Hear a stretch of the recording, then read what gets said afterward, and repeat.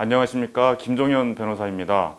오늘부터 제가 비트코인으로 대표되고 있는 암호화폐에 대해서 법률적인 쟁점 위주로 연재를 해보려고 합니다.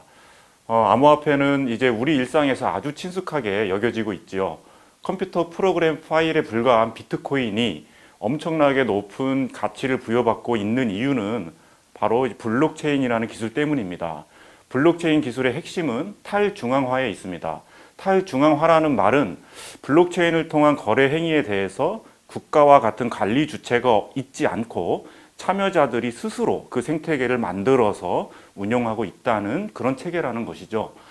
이 말은 국가의 힘을 빌려서 하는 지금의 강제 집행 절차가 블록체인에 있는 암호화폐까지는 미치지 못한다는 말입니다. 소송을 해보다 보면 변호사 입장에서 가장 힘든 게 소송에서는 다 이겨놓고 재산을 빼돌리는 경우가 많기 때문에 실제로 재산을 회수하지 못해가지고 소송에서 이겨놓고 실익이 없는 경우가 많이 있습니다.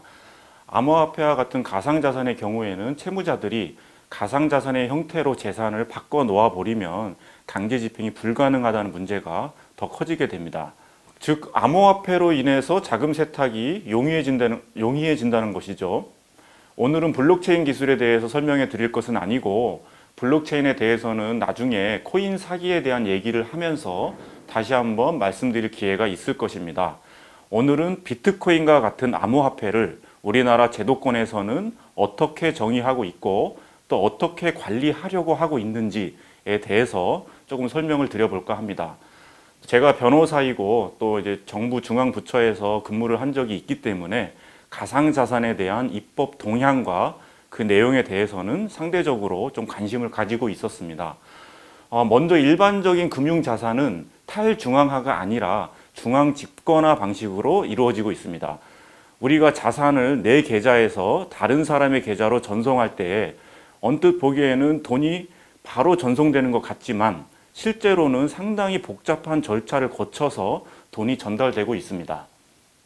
예를 들면 제가 10만 원을 A라는 사람한테 전송하려고 한다고 이제 가정을 해봅시다. 그러면 저의 거래은행한테 제가 10만 원을 A에게 지급해 달라라는 지급 요청을 하게 됩니다. 그리고 지급 의뢰를 받은 제 거래은행은 금융공동망 시스템이라는 시스템을 통해서 A가 거래하는 거래은행에다가 10만 원을 A에게 지급해 주십시오라는 요청을 다시 하게 됩니다. 이때 제가 제 은행에 10만 원 지급을 요청하는 어떤 그 요청을 했다고 해서 제 은행에 있던 계좌에 있던 돈이 A가 거래하는 은행의 A 명의의 계좌로 바로 입금되는 것이 아닙니다. A의 거래은행은 일단 A 은행이 갖고 있는 예치금으로 A에게 돈을 지급하게 됩니다.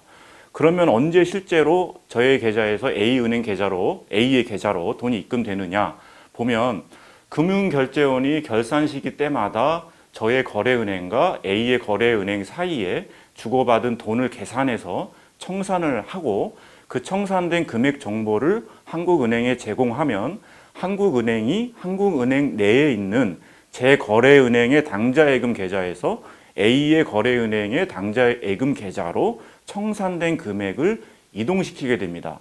즉 저와 A 사이에 실질적 금전 이체는 없고 나중에 청산 절차가 끝나고 난 후에 한국은행 내에 있는 각 은행의 당좌 계좌 사이에서만 금전의 이동이 이루어진다는 것이지요. 이 말은 자산의 발행과 그 이동에 대해서는 국가가 전적으로 관리하고 있다는 그런 뜻입니다. 그런데 국가의 관리로부터 벗어나서 개인과 개인 사이에 1대1로 금융 거래를 하자라고 해서 나온 것이 사실은 탈중앙화의 개념이고 이것의 본질이 이제 암호화폐의 어떤 본질적인 가치가 됩니다. 그러나 탈중앙화가 되게 되면 국가의 자금 추적이 불가능해지기 때문에 세금을 탈루하거나 또 자금이 범죄 행위에 이용되는 경우에 그것을 막기가 굉장히 어려워지는 문제가 있습니다. 우리나라는 아직 암호화폐에 대해서는 금융자산으로 인정을 하고 있지 않습니다. 그런데 가상자산이 세금 탈루나 범죄 행위의 수단으로 이용되는 것을 막기 위해서 특정 금융거래 정보의 보고 및 이용 등에 관한 법률에서 가상자산에 대한 정의를 두고 이에 대한 규제를 마련하였습니다. 아까 말씀드린 그 법률을 줄여서 특정금융정보법이라고 부르는데 특정금융정보법에 따른 가상자산에 대한 규제가 2021년 3월 25일부터 지금 시행되고 있습니다. 다음 시간에는 특정금융정보법이 가상자산을 어떻게 정의하고 또 어떻게 규제하고 있는지에 대해서 알아보도록 하겠습니다. 감사합니다.